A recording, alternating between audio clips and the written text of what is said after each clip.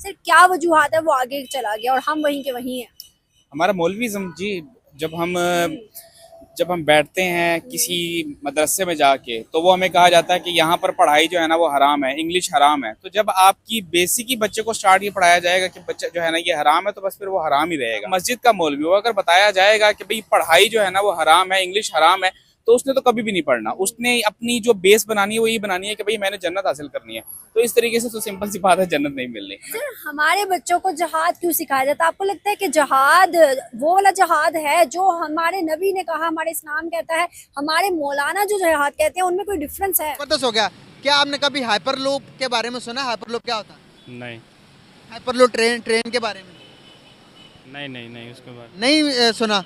तो आप लोगों ने जो चीज़ सुनी नहीं है भाई, दूसरे मुल्कों में वो चीज़ क्रिएट की जा रही है। मद्रास के बच्चों की एक टीम ने हाइपरलूप प्रोटोटाइप बना दिया है। भाई साहब क्या होता है ये हाइपरलूप? देखो अभी 4 मोड है ट्रैवल करने के, रोड से, ट्रेन से, शिप से, एरोप्लेन से। और एरोप्लेन सबसे फास्टेस्ट है, बट ये हाइपरलूप इससे भी फास्टेस्ट है। अब कुछ लोग पक्का कमेंट में कहेंगे कि प्लेन इतना महंगा होता है, ये तो और भी महंगा होगा। गजब बात बताऊं, सस्ता होगा ये। नमस्कार दोस्तों, जिस तरह से आपने पाकिस्तानियों को इंट्रो देखा, ये इसलिए क्योंकि भारत का एजुकेशन सिस्टम इतना आगे निकल चुका है कि भारत के आईआईटी इंस्टीट्यूट के बच्चों ने वहां पर एक हाइपरलूप का प्रोजेक्ट एक लॉन्च किया और उसमें दिखाया गया। और उसके बाद में यूरोपियन ने भी देखा तो हैरान होकर देखते रह गए। उसके बाद पाकिस्तानियों को यह पूछा गया कि देखिए यार, उनका हम कहते हैं कि हमारे पास जज्बा है, हमारे पास टैलेंट है, तो कहां पर है उनका एजुकेशन सिस्टम? देखिए वो कितना प्रैक्टिकल पे भी फोकस करते हैं, थेरी तो थेरी, प्रैक्टिकल भी। और यहां पर तो सिर्फ रट्टा सिस्टम है। पाकिस्तान का एजुकेशन सिस्टम कहां पर है, कहां पर है वो टैलेंट? तो पाकिस्तानी क्या कुछ कह रहे इस बारे में, आइए सुनते हैं। जबरदस्त हो गया।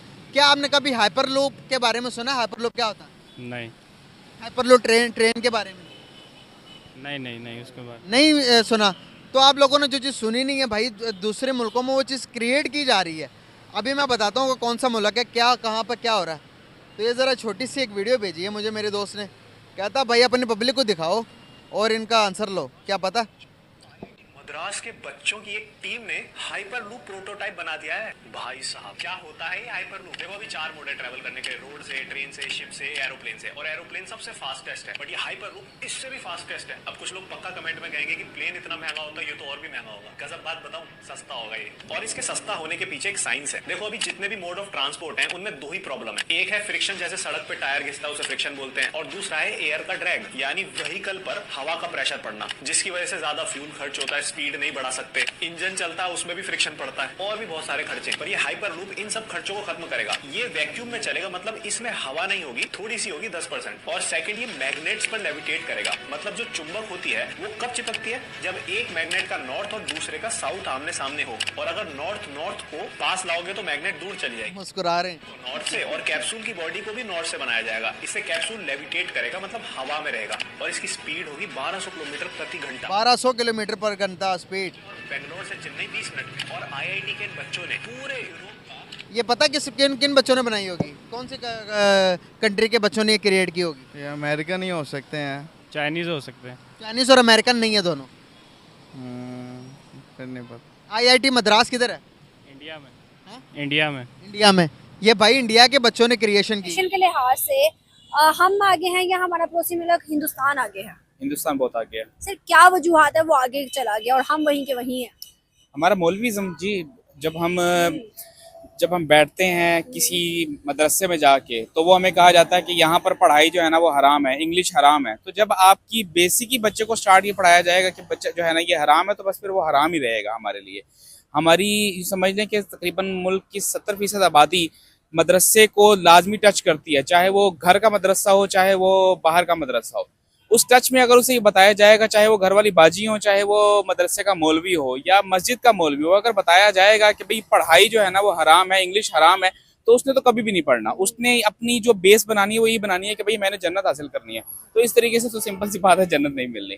सही बात है, बिल्कुल ऐसी है। और आप पहले वो इंसान है जो इस तरह खुल के बात कर रहे हैं कि भाई सच में ऐसा है मदरसों के अंदर। हम सिर्फ दुनियावी तालीम को हराम कहते रहते हैं, हराम कहते रहते हैं कि भाई वो लेने से लड़कियां लड़के बिगड़ जाते हैं, लेकिन हमारे मदरसों के अंदर क्या कहा जाता है, क्या हो रहा है, ये हम बताते ही नहीं। हमारे बच्चों को जहाद क्यों सिखाया जाता है? आपको लगता है कि जहाद वो वाला जहाद है जो हमारे नबी ने कहा, हमारे इस्लाम कहता है, हमारे मौलाना जो जहाद कहते हैं, उनमें कोई डिफरेंस है?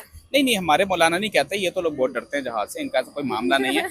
जहाज जो है ना वो सिर्फ एक मतलब स्पेसिफिकेशन समझ ले कि जो है ना वो सिर्फ तहरीके वो क्या कहते हैं उसको जमातुल दावा, सिर्फ वही जो है ना वो आप ये भी पाकिस्तान में ऐसा कोई सिस्टम नहीं है कि आप हाँ ये डंडे सोटे की हद तक तो हैं, चल बंदूक तो मेरे ख्याल से इनको चलानी भी नहीं आती होगी। जो एक उदारा जो है ना मतलब समझ लें कि पाकिस्तान को बदनाम करने के लिए ज्यादातर जो है ना वो ये भी कहा जाता है कि भाई अगर फर्ज किया एक बंदा सोटे से मार रहा है ना किसी बच्चे को, तो हम ये नहीं कह सकते कि उसने कोई बंदूक मारी। आप एक कोई वाकया बता दें कि किसी जो है ना मदरसे में किसी मौलवी ने बच्चे को गोली मारी हो, नहीं मारी होगी क्योंकि उसके पास बंदूक का रसाई हासिल नहीं है। ये इतना मतलब हम बिगड़े हैं लेकिन इतना नहीं बिगड़े जितना मीडिया ने हमें बर्बाद करके रखा हुआ है। पूरे यूरोप के अंदर यूरोपियन को लोगों को हैरान किया है इन्होंने ये वाला अपना जो डिज़ाइन देके। क्या हमारी यूनिवर्सिटी में इस किस्म की एजुकेशन दी जाती है? नहीं, बिल्कुल भी नहीं। क्या लगता है? कुछ लेवल्स पे हो सकता है, क्योंकि जिस तरह अगर देखा जाए लम्स यूनिवर्सिटी है ना, जिस तरह उस टाइप पे जाके देखा जा सकता है कि वहाँ पे कुछ थोड़ी बहुत डेवलपमेंट बहुत ज़्यादा है, जिसकी वजह से बच्चों को चांस भी मिलता है और बच्चे ज़्यादा एक्सप्लोर करने के लिए भी ढूंढते हैं। लेकिन इस तरह के जो मॉड्यूल है ना बनाने तो चाहिए हमें भी, लेकिन अब आइडिया नहीं है कि वो इस चीज़ पे काम कर रहे हैं नहीं कर रहे। अब वो तो अब यूनिवर्सिटी वाले बेहतर बता सकते हैं। 1200 किलोमीटर पर घंटा की स्पीड से एक ट्रेन बना रहे हैं यार, एक सोचने वाली बात है। टेक्नोलॉजी देखो ना, टेक्नोलॉजिकल वो कितने एडवांसमेंट में जा रहे हैं। क्या आपने कभी ये सोचो जी 1200 किलोमीटर, जहाज से भी तेज़, ट्रेन से भी तेज़, हर चीज़ से तेज़। यार इंडिया क्या करने जा रहा है भाई? बस वो ज़्यादातर अपनी इकॉनमी उनकी भी काफ़ी ज़बरदस्त है, जिसकी वजह से वो काफ़ी अपॉर्चुनिटीज़ क्रिएट कर रहे हैं। और नो डाउट उनके जो लोकल निचले सतह की जो गवर्नमेंट है वो भी काफ़ी ज़्यादा काम करे, जिसकी वजह से वो इतनी अपॉर्चुनिटीज़ लोगों को दे रहे हैं। अच्छी बात है, करना चाहिए। अब हमारे मुल्क को भी चाहिए कि इस तरह मतलब कि बच्चों को अपॉर्चुनिटीज़ दें, छोटे लेवल पे उनको प्रमोट करें ताकि वो बड़े लेवल तक जाके हमें प्रमोट कर सके, पाकिस्तान को प्रमोट कर सकें। बिल्कुल सही।